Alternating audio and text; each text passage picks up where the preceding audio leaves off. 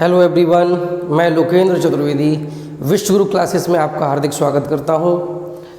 आज मैं जो न्यूमेरिकल का सेशन लेकर के आया हूं वो है आपका चैप्टर गुरुत्वाकर्षण, दाब और उत्प्लावन बल। इन सबसे जो रिलेटेड न्यूमेरिकल्स हैं आज मैं उनको सॉल्व करवाऊंगा। तो आज मैं फिर से वही बात दोहराऊंगा कि न्यूमेरिकल को थोड़ा आप एक्स्ट्रा फोकस से समझने का प्रयास कीजिए, क्योंकि न्यूमेरिकल निश्चित रूप से बहुत इम्पॉर्टेंट होते हैं। तो देखते हैं आप आज का पहला न्यूमेरिकल क्या है। यदि दो वस्तुओं के बीच की दूरी को आधा कर दिया जाए तो गुरुत्वाकर्षण बल किस प्रकार बदलेगा। यानी क्या है यहाँ पर, ये हमसे बोल रहे हैं कि भैया दो वस्तुएं हैं, तो हम मान लेते हैं कि ये दो हमारी वस्तुएं हैं। यानी वस्तुओं से संबंधित क्या कर लेंगे हम, भाई पिंड मान लेंगे कोई दो। पहली वस्तु का द्रव्यमान मान लेते हैं m1 है और दूसरी का द्रव्यमान क्या है, m2 है। इनके बीच की दूरी कितनी है, इनके बीच की जो दूरी है दोनों वस्तुओं के वो है r। ये हमने सब क्यों माना, तो देखिए हमें पता है कि हमने आपको गुरुत्वाकर्षण के बारे में पढ़ाया था कि दुनिया में, पूरे ब्रह्मांड में कोई भी दो पिंड जो होते हैं वो एक दूसरे को आकर्षित करते हैं, जिसे हम कहते हैं गुरुत्वाकर्षण बल। अब ये जो गुरुत्वाकर्षण बल होता है ये कौन कौन सी राशियों पर निर्भर करता है, इसके बारे में एक नियम हमने आपको समझाया था। जो किसने दिया था, न्यूटन ने। तो न्यूटन ने जो नियम दिया था गुरुत्वाकर्षण के संबंध में वो क्या था, उन्होंने बताया कि देखिए ये जो दो पिंड हैं ये एक दूसरे को क्या करेंगे, आकर्षित करेंगे। तो ये जो पहला पिंड है वो दूसरे को अपनी ओर खींचेगा F बल से, और दूसरा पहले को अपनी ओर खींचेगा F बल से। यानी दोनों ही पिंड एक दूसरे को आकर्षित करेंगे। अब ये जो आकर्षण बल है, जिसे हम गुरुत्वाकर्षण बल भी कहते हैं, ये किस किस पर निर्भर करता है। तो न्यूटन ने हमें बताया कि F जो होता है वो दोनों के द्रव्यमानों के गुणनफल के समानुपाती होता है। दोनों जो वस्तुएं हैं या जो दोनों पिंड हैं उनके द्रव्यमानों के गुणनफल के समानुपाती होता है। दूसरी बात उन्होंने हमें बताई थी, ये जो F होता है वो 1/r² के समानुपाती होता है। यानी कि दूरी के वर्ग के व्युत्क्रमानुपाती होता है। व्युत्क्रमानुपाती, रिवर्सली प्रोपोर्शनल। मतलब सीधा सा ये है कि अगर हम दोनों वस्तुओं को दूर दूर करेंगे, दूरी बढ़ाएंगे, तो इनके बीच में जो गुरुत्वाकर्षण बल है वो घटेगा। अभी प्रश्न क्या कह रहा है, प्रश्न कह रहा है कि हमने बीच की दूरी को आधा कर दिया है। बीच की दूरी हमने घटा के कितनी कर दी, आधी। तो दूरी हमने बढ़ाई नहीं है बल्कि दूरी घटाई है। अब दूरी घटेगी तो बल बढ़ेगा, तो बल कितना हो जाएगा ये हमसे पूछा गया है। तो देखिए ये जो आपका यहाँ नियम है ना, F समानुपाती 1/r², इससे हमें क्या पता चलता है, इससे हमें पता चलता है कि दूरी के वर्ग के ये व्युत्क्रमानुपाती है। अगर दूरी जो है ना दोगुनी हो जाएगी तो 2 का वर्ग 4, यानी बल जो होगा वो 1/4 गुना हो जाएगा। ठीक है ना। अगर हम पूरा कैलकुलेट करेंगे तो कैसे करेंगे, देखिए हम मान लेते हैं कि पहले जो दूरी है वो है r1, और r1 किसके बराबर है, r के। और जिस समय दूरी जो है r के बराबर है उस समय यदि हम बल मान लेते हैं F1 है, तो F1 बराबर हो जाएगा न्यूटन के गुरुत्वाकर्षण नियम से capital G m1 m2 divided by r1²। और r1 कितनी है, r के बराबर, तो ये बराबर हो जाएगा G m1 m2 divided by r²। इसको हमने मान लिया इक्वेशन नंबर 1, समीकरण नंबर 1 मान लिया। अभी हमने दूरी को क्या कर दिया है, आधा कर दिया है। आधा करने का मतलब होता है r/2। अभी कितनी है, r, अब हो गई है r/2, आधी हो गई है। जब दूरी बदल गई है तो बल भी बदल जाएगा, क्योंकि ये नियम हमसे कह रहा है कि दूरी पर बल निर्भर करता है। तो बल मान लेते हैं कितना हो गया, F2। तो F2 बराबर G m1 m2 divided by r²। अब r2 कितनी हो गई है, r/2, यानी आधी। तो इसकी वैल्यू रखेंगे बराबर G m1 m2 divided by r2 की वैल्यू कितनी है, r/2। तो r/2 का जब स्क्वायर करेंगे तो हो जाएगा r²/4, r²/4। ये 4 पहुंच जाएगा ऊपर, तो आपका F2 बराबर हो जाएगा 4Gm1m2 divided by R square. अभी आप समीकरण 1 से देखेंगे, ध्यान से देखिए, ये Gm1m2 divided by R square, ये जो इतना है ना, इसकी वैल्यू किसके बराबर है? F1 के। यानी ये जो वैल्यू होगी वो F1 के बराबर हो जाएगी। तो यहाँ से हो जाएगा F2 इक्वल्स टू 4F1, यानी जो बल होगा वो 4 गुना हो जाएगा। देखिए F2 यानी जो बाद में बल है वो 4F1 के बराबर है, यानी पहले वाले बल के 4 गुने के बराबर है। तो दूरी अगर हम आधी करेंगे तो 1/2 हो जाएगा, तो 1/2 का स्क्वायर हो जाएगा 1/4। तो 1/1/4 करेंगे तो 4 ऊपर पहुंच जाएगा। तो इन शॉर्ट अगर आप देखेंगे तो देख करके आप बता सकते हैं कि दूरी अगर आधी हो रही है तो आधे का वर्ग हो जाएगा 1/4, यानी बल जो होगा वो 4 गुना हो जाएगा। कैलकुलेशन कैसे करेंगे वो हमने आपको पूरा बता दिया।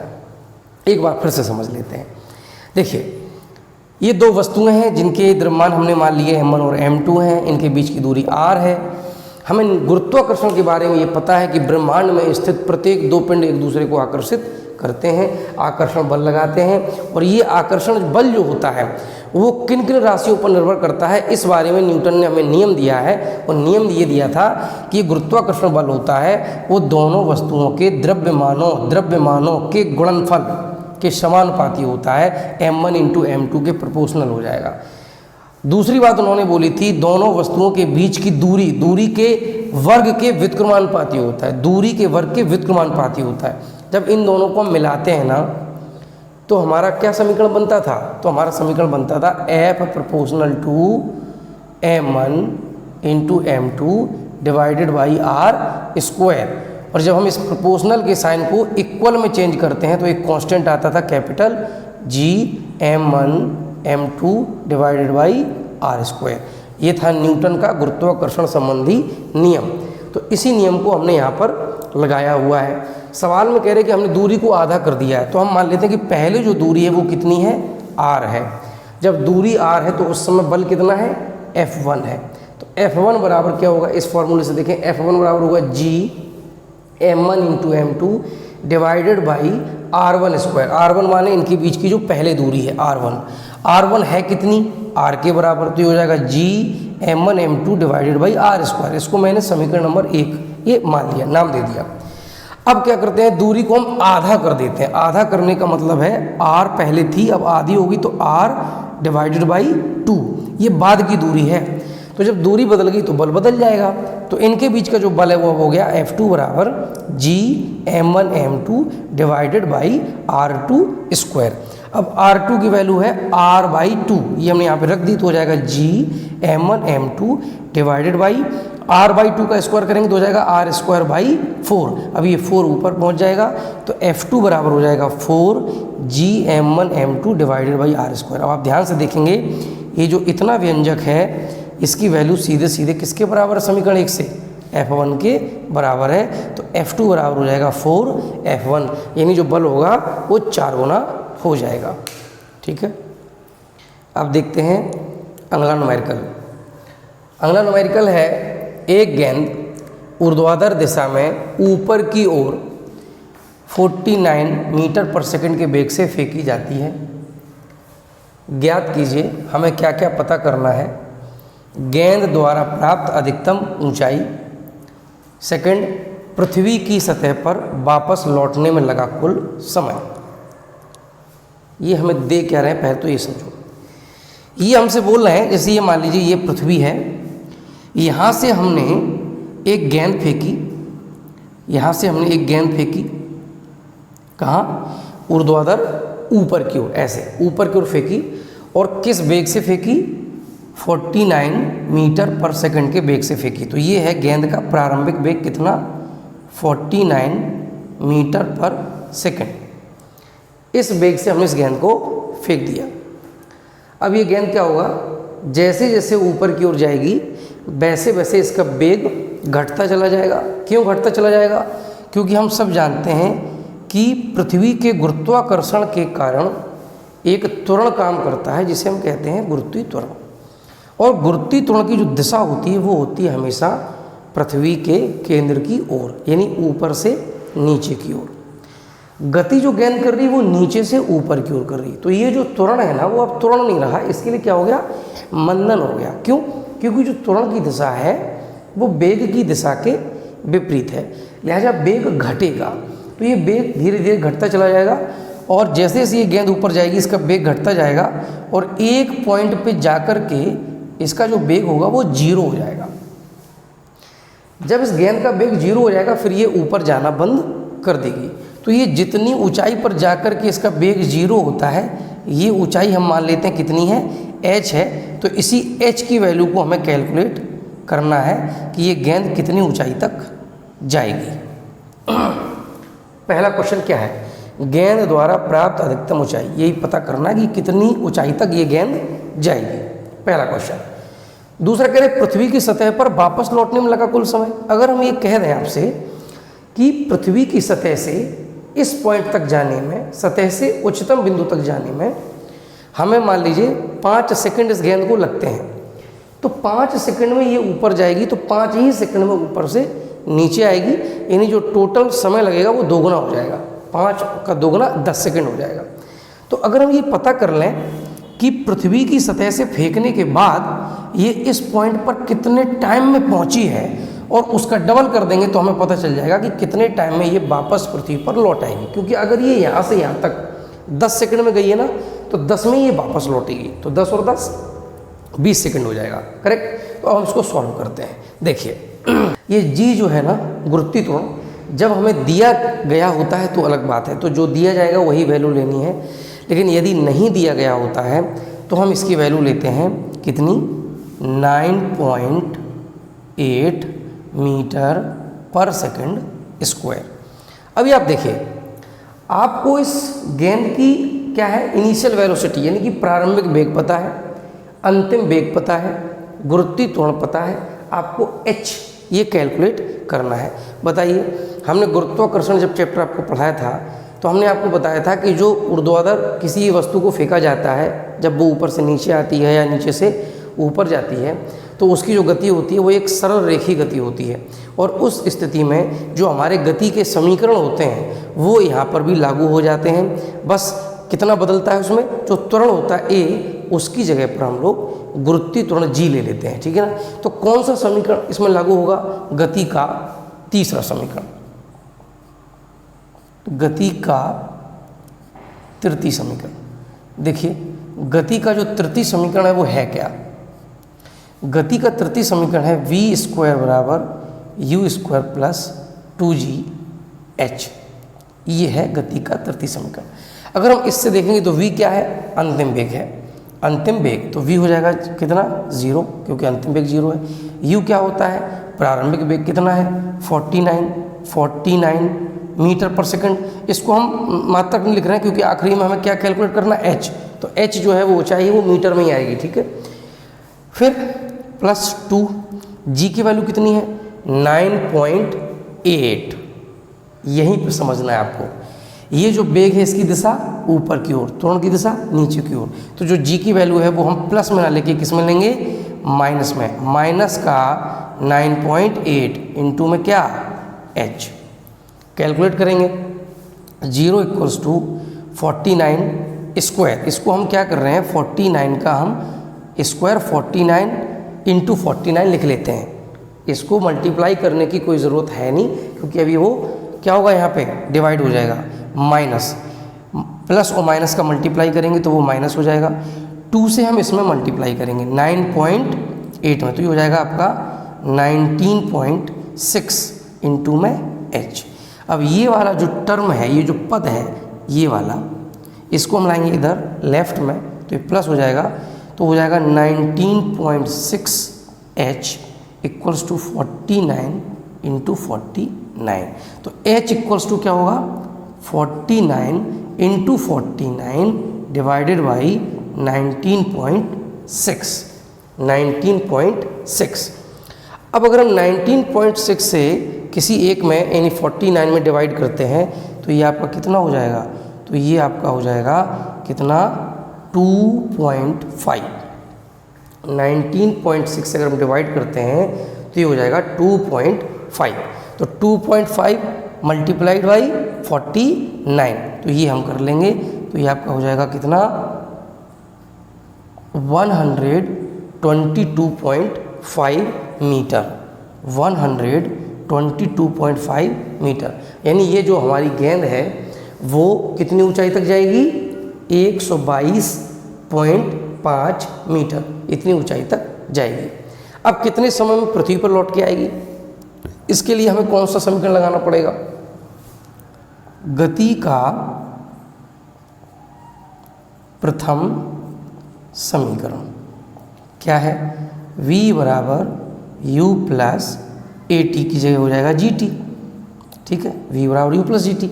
अब इसमें देखिए आप, v यानी अंतिम वेग 0 है, u कितना है 49, g को हम माइनस में लेंगे क्योंकि उसकी दिशा अपोजिट है, 9.8 इंटू में t। तो यहाँ से क्या होगा, ये वाला पद इधर आएगा तो t इक्वल्स टू हो जाएगा 49 डिवाइडेड बाई 9.8, डिवाइड करोगे कितना आएगा 5 सेकेंड। यानी कि पृथ्वी की सतह से उच्चतम बिंदु तक जाने में कितने सेकंड लगेंगे, 5।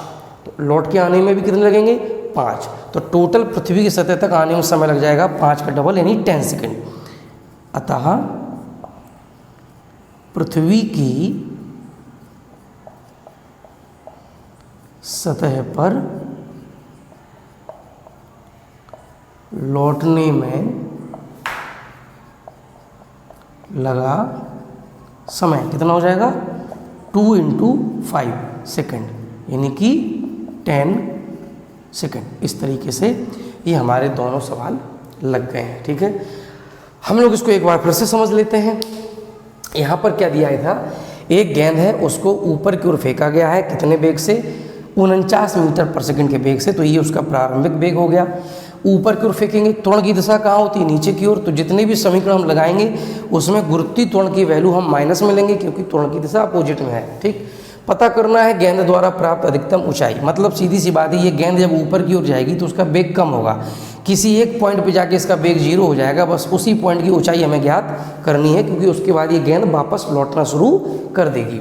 दूसरा, पृथ्वी की सतह पर वापस लौटने में कुल लगा समय। सीधी बात है, पहले ये उच्चतम बिंदु तक जाएगी फिर लौटकर पृथ्वी पर आएगी। तो अगर ये 5 सेकंड में ऊपर जाती है तो 5 सेकंड में नीचे भी आएगी, यानी 10 सेकंड का टाइम लगेगा। तो सबसे पहले हमने ये मान लिया कि ये मान लेते हैं कि ऊंचाई जो है वो h है।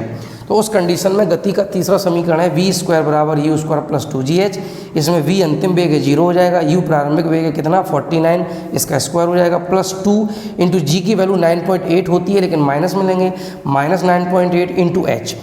h यहाँ पे क्या है, एक्चुअली हमने कैपिटल H मानी है तो उसको हम थोड़ा सुधार कर देते हैं, ये है कैपिटल H। ठीक है, हालांकि स्मॉल h मान लेते तो स्मॉल h, कोई दिक्कत हो ना उसे। तो h, तो यहाँ पे देखेंगे ये h की वैल्यू हो गई। ये जो आपका मल्टीप्लाई होगा प्लस और माइनस, ये माइनस हो जाएगा, ये हो जाएगा 19.6 इंटू h। जब ये वाला टर्म हम इधर लाएंगे तो 19.6 into h equals to 49 cross 49, h equals to क्या होगा, डिवाइड कर देंगे, आ जाएगा आपका 122.5 मीटर। टाइम निकालना है, पहला समीकरण लगाया, इससे हमने t को कैलकुलेट किया, 5 सेकंड में ऊपर जाएगा तो 5 सेकंड में नीचे आएगा, टोटल इसका टाइम होगा 10 सेकंड। ठीक है, देखिए अगला न्यूमेरिकल क्या है, अगला न्यूमेरिकल है, कोई पत्थर 100 मीटर ऊंची मीनार की चोटी से गिराया गया और उसी समय एक पत्थर 25 मीटर पर सेकंड के वेग से ऊपर की ओर ऊर्ध्वाधर दिशा में फेंका गया।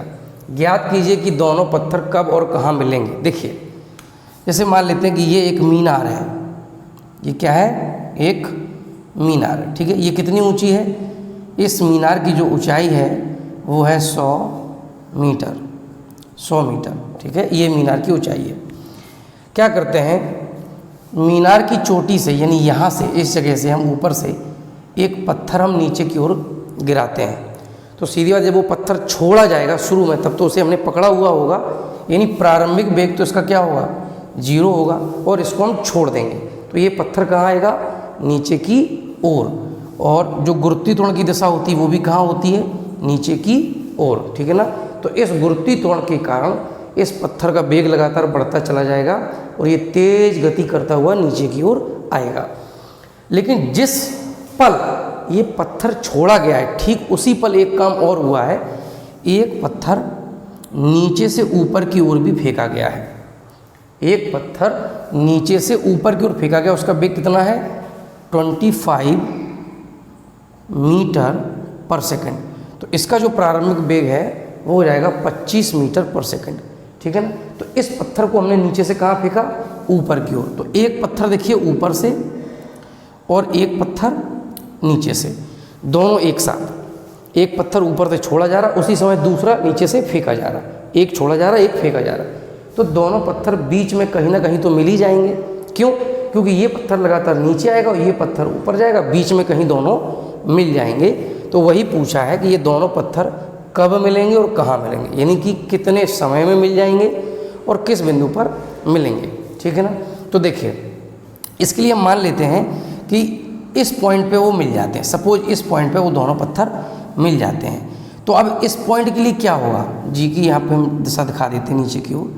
होगा क्या कि जहाँ से गिरा है ये पत्थर वहाँ से लेकर इस पॉइंट तक, ठीक है, गिरा होगा।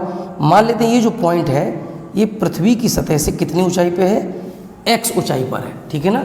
ये मीनार का आधार है, पृथ्वी की सतह से ये जो पॉइंट है जहाँ पे दोनों पत्थर मिल जाएंगे वो कितनी ऊंचाई पे है, x ऊंचाई पे है। तो अब ये जो ऊपर वाली ऊंचाई वो कितनी बचेगी, टोटल कितनी है 100। अब 100 में से नीचे जो है वो कितनी हो चुकी है x, तो ये कितनी बची है, ये बची है 100 माइनस x, ठीक है। फिर से समझिए, ये मीनार है कितनी ऊंची 100 मीटर, इसके ऊपर चोटी से एक पत्थर फेंका जाता है, यानी उसका प्रारंभिक वेग 0 होगा। ठीक उसी समय दूसरा पत्थर एक ऊपर की ओर फेंका जाता है, उसका प्रारंभिक वेग आपको दिया गया है 25 मीटर पर सेकंड। ये दोनों पत्थर, ये ऊपर से नीचे आ रहा है, ये नीचे से ऊपर जा रहा है, बीच में कहीं तो मिलेंगे। तो पूछा ये कब मिलेंगे और कहाँ मिलेंगे। तो हमने मान लिया कि ये दोनों पत्थर इस पॉइंट पे मिल जाते हैं, इस पॉइंट पे। और ये जो पॉइंट है, यानी ये जो जहाँ पे मिल रहे हैं, ये पृथ्वी की सतह से कितनी ऊंचाई पे है, x ऊंचाई पर है।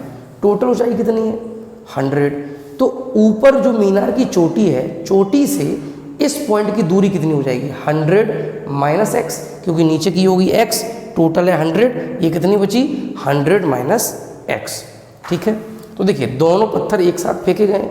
तो अगर हम आपसे कहें कि ये जो नीचे वाला पत्थर है वो यहाँ तक 5 सेकंड में पहुँचा है, तो जो ऊपर वाला पत्थर होगा वो यहाँ तक कितने सेकंड में पहुँचा होगा, निश्चित रूप से 5 सेकंड में ही पहुँचेगा, क्योंकि दोनों को एक साथ गति कराई गई। ये छोड़ा गया, ये फेंका गया, और दोनों एक साथ मिलेंगे तो दोनों को समय तो बराबर लगने वाला है, ठीक है। चलिए मान लेते हैं कि t समय बाद दोनों पत्थर मिल जाते हैं। माना t समय बाद दोनों पत्थर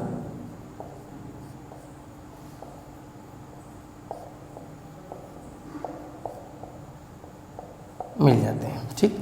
तो ये जो t समय ना है, t समय में जो ऊपर वाला पत्थर होगा उसने कितनी दूरी तय करी होगी 100 माइनस x, और नीचे वाले ने x, ठीक है ना। तो देखिए गति का दूसरा समीकरण क्या है, गति के द्वितीय समीकरण है क्या, s बराबर यानी दूरी बराबर ut plus half at square. ये है गति का दूसरा समीकरण, इसका हम यहाँ पे इस्तेमाल करेंगे।